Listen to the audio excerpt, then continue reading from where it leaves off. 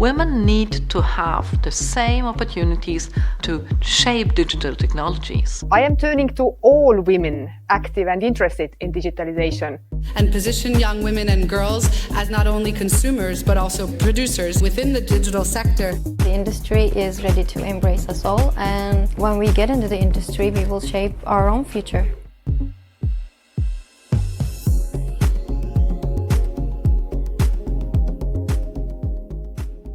Hello and welcome to Women Leading Digital, a podcast by GIZ where we discuss digital transformation and technology with leading voices from around the world. My name is Jocelyn Reeder and I'm a policy advisor at GIZ in Germany. So far, all our programs, the winners were female, like the first winners. And that's because they have so many challenges in Iraq. And usually good ideas come from the challenges that you're facing yourself.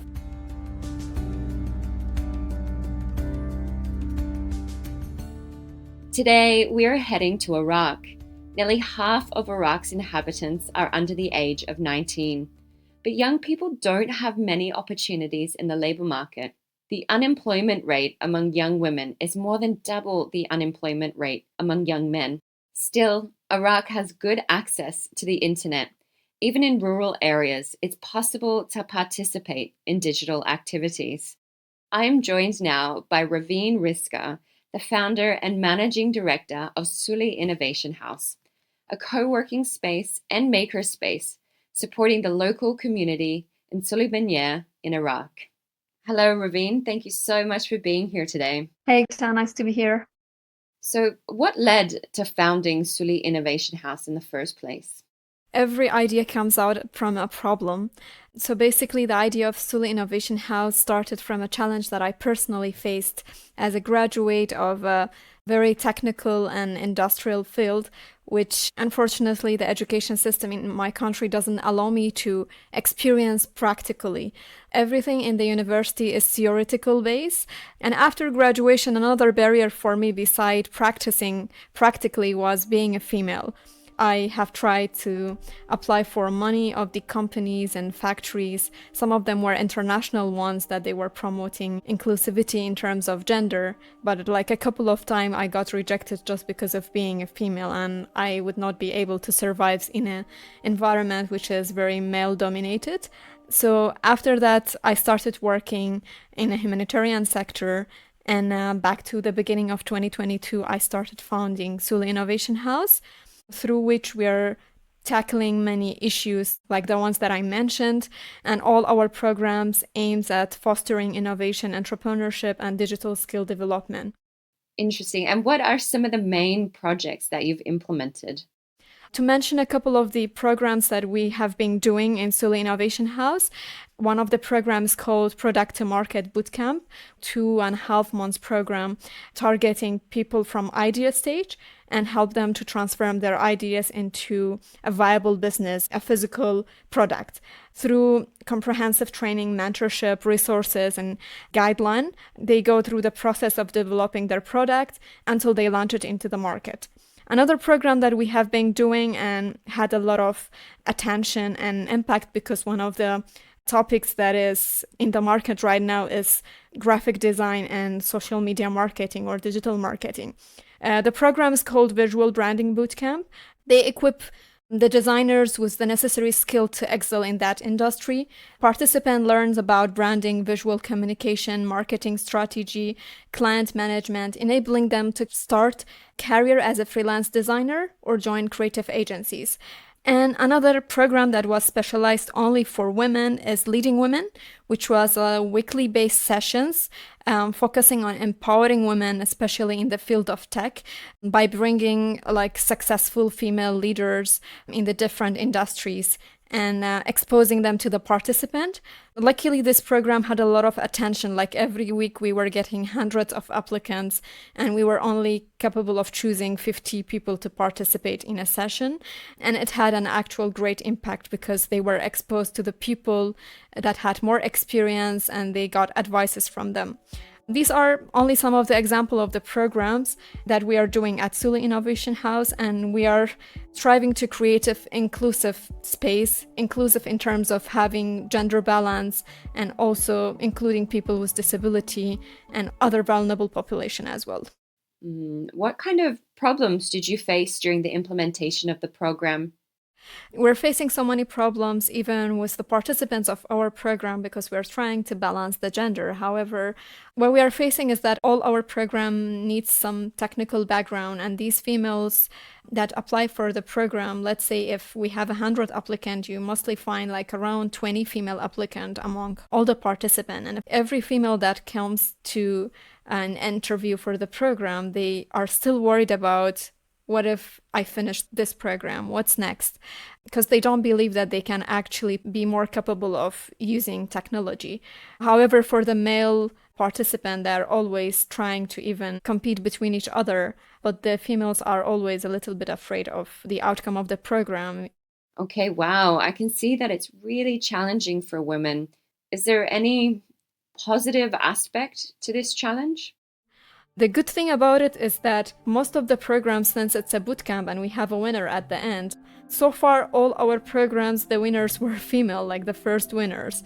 And that's because they have so many challenges in Iraq, and usually good ideas come from the challenges that you're facing yourself. So they're always the ones that they find better solution to problems and trying to make it a sort of a business. That's why being a little bit in an environment with challenge is also sometimes good. Okay, so what you're saying is that these obstacles that women are facing could be fueling their creativity. To take another step back, how do you find your participants in the first place? So depending on the different sector and people that we want to target, of course we target mostly through social media, but apart from that we go to the universities, try to meet people in person. For example, if we're targeting people with disability, we go to the centers that they are there. So we go talk to them face to face. However, we also realize that the programs that we only target female, we get much more application. We get over 200 applicants and they keep calling that they want to attend, because still we are living in a country that when we do even a program for female, you see that the father or the husband is coming and waiting outside the space because they don't want to leave the females alone. However, we're telling them, it's only a female program, so you don't need to worry about them.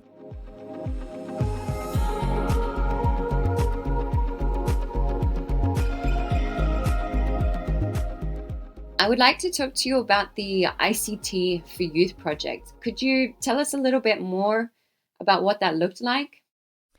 Well, I think DCT or ICT for Youth in Iraq project actually started in a time that this ecosystem of startup and these words in that sector were very new to Iraq. So once they started, they actually started doing so much awareness. They had a very big impact on Iraq ecosystem and especially the startup and entrepreneurship ecosystem, because any person that has a startup right now, you're talking to them, somehow or another they have been involved in one of the projects of ICT for Youth in Iraq, either a capacity building training through incubation, accelerator, or even being one of the members of the co-working spaces that has been supported by the ICT for Youth. Right. And how did you get to know the ICT for Youth project personally? My goal and my mission were very close to what they were doing. And when I went to them without even having a registered organization, just talking to them about the idea that I want to have this hub in Suleimania, they were very welcoming and they were very supportive and they very motivated me to actually achieve this goal. So the programs that I previously mentioned, like the product to market, which we had 2 cohorts of it, the visual branding bootcamp, and the leading women itself, they were all supported with partnership of the ICT for Youth project. In your opinion, why is it so important to have local tech hubs? The programs you mentioned could just be held online, right? So these tech hubs create spaces where individuals and organizations can come together, collaborate, and share knowledge. And beside that, talent development. For example, we had people coming with a background of politics and they were interested in a training of tech-related field. And now they decided to change their whole career life and go back to study computer science this time because they were interested in that field. So these sort of programs and tech hubs has a very great impact on the future of the young generation here in Iraq. Beside that, the networking and the access to resources provided through the support of the ICT for Youth project, they are all resources for the young people here to use, like talking about the equipment and the tools that we have in the makerspace that the young people here, they use it for prototyping, to make a project out of it, to make a spare part, to design something, to learn. So all of those sort of things were things that you can only find it in these localized tech hubs. And innovation and entrepreneurship. We have investors that they just come to see and hear from the young people there what sort of ideas they have. And they're always willing to listen to their pitch. And if they find it a nice idea, they would like to support and invest in them. So bringing those different people in a same space could be a dream came true for the young people here in Iraq. Great. Thank you for explaining.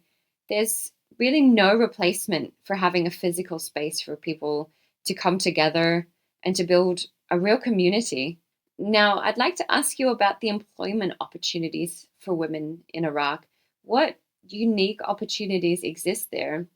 There's so much opportunities out there right now, especially with all these organizations coming in and some of the private sector companies as well trying to focus on empowering women. We see so many successful females right now in the country that they all are empowered and they started their businesses and now they are trying to support other women. They are mentoring other women.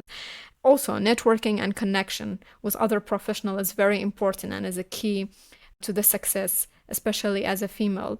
And accessing to microfinance and digital banking solution right now. So there are so many organizations that they are trying to fund people with idea to start their businesses, or some of the banks are also giving loan, and these sort of initiatives will really support women to pursue their career in tech and start a business in that sector. I would just add programs like the DTC and ICT is very important. They had that impact on the whole ecosystem in Iraq, and we do think that these sort of programs should continue because they help and change the future of many young people in Iraq. And we can now see the result of where they were and now where they are. So many of them, they found investment, they are trying to reach another level of their business, even pursue their business globally, not inside Iraq only. So this brings me to my last question. What advice do you have for other women in Iraq who want to explore opportunities at the intersection of tech and entrepreneurship? Well, I would say follow your passion and find what excites you, like especially in the tech field, because we're now in a world where every other field cannot operate without being tech involved. Even if you're a doctor, you somehow need to know about technology. So all the sectors are now connected to tech. And if we actually want to be successful career-wise, we need to always seek learning and try to also connect with like-minded individuals and surround ourselves by the people that are in that sector and look for mentors. Because the more we all support each other, the more empowered we will be together. And also try to build a portfolio for yourself to showcase your skills, what you can actually do, and also embrace failure as a learning experience and use it to grow. So do not be afraid of being failed in something or to not be successful in everything that you do, because it's a learning path. Thank you so much for joining me here today. It was a real pleasure getting to talk with you. It was very enjoying talk.